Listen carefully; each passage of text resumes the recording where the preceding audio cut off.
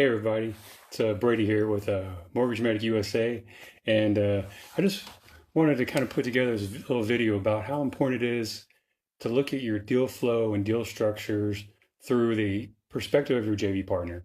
See, at some point, you run out of your own capital, and if you want to grow your capital, you need to make connections with the people, and you need to find deals, and you need to let people know that you're in the business. Well, this is my full-time job, Mortgage Medic USA. I'm a distressed note investor. I buy first lien positions, Indiana, Ohio, Michigan, and so it's important to, as you're doing this, let people know kind of what you're doing and show them how you put together deals.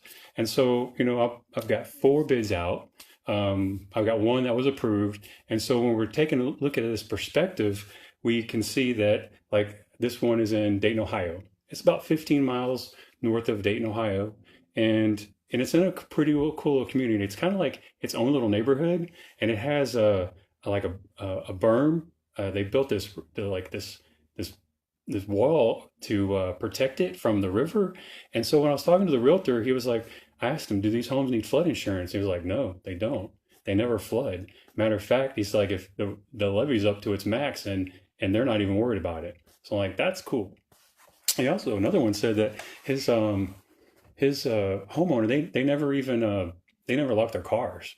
So 15 minutes north of Dayton, and they don't have to worry about locking their cars. Well, that's because there's no apartments around. There's no massive, low value properties hanging around them. So crime is like nothing. And so in this instance, the loan balance on this one is $84,000. They owe an additional $18,000 in arrearage, which is late fees and penalties and other things. And so arrearage account means you can't charge interest on that part, right? That's non-accruing interest. Funding. So you have to look at funding when it comes to this thing. And so that's the big part of it is you got to show the funding, which needs to include all of your worst case scenario cost. In this case, the worst case scenario is foreclosure. So funding would be about $35,000 for this deal.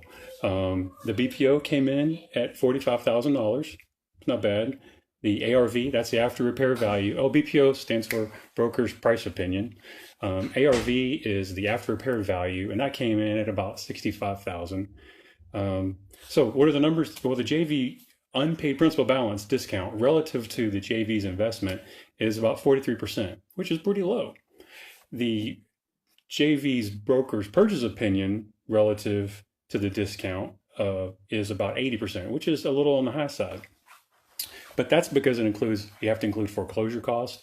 And when you talk about foreclosure, you've got to include holding fees, the loan servicer costs, the fourth place insurance. You're going to have to change, you have to make sure the property is secure, property preservation. The place has to get mowed. And this house, it's pretty cool. It sits across 2 lots. It's a big house. It's listed at 1 bedroom, 1.5 bath, 2-car detached garage. Cool little spot. But it's 1,800 square feet. So I have to imagine that this thing has way more than 2 bedrooms in it. It's 2 stories. Not a bad little place. And so then you're like, okay, there's your numbers, right? So then how do you get your folks out of this deal? Well, one of the things you got to look at your exit strategies. And so this is where it works to be flexible with your homeowners.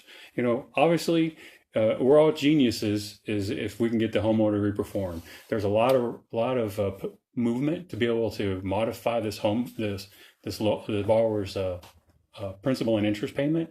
I think it's kind of out personally, and I have no problems modifying and make it lower. And if we could get it reperforming, not only are you going to get cash flow quickly, you can sell this loan at 80% of its unpaid balance for a 15% return on your investment. Yeah, does that not make it look like a genius or what? But that's not always going to happen. Things do occur. And so, if you have to foreclose, you let it sell, let it go to foreclosure. Now you're looking at a 15% return on your investment. So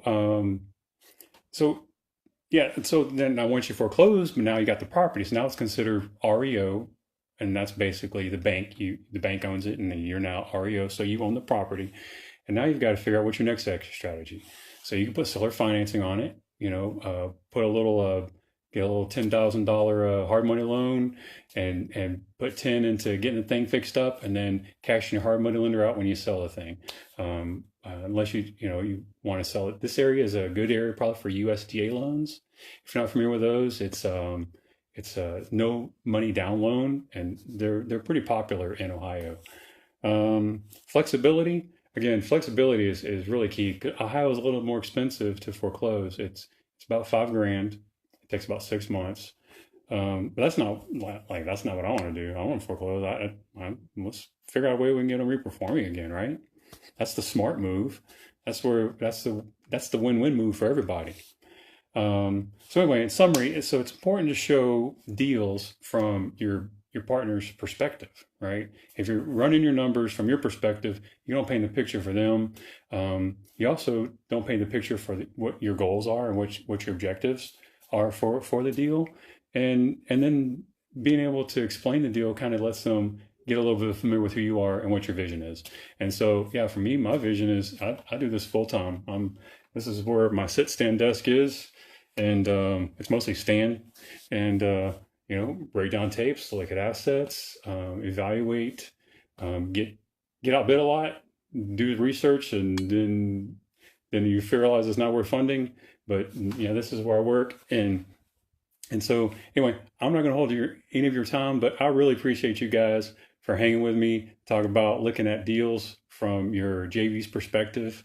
And if y'all are interested, please comment below and tell me down below. Tell me what I can do better. What am I overlooking? What am I missing? Did I forget anything? I mean, obviously, I've already called taxes. The taxes, they're not really far behind. It's like $2,600, and they've got a couple of water liens. This area sorry about that. This area is it's city sewer.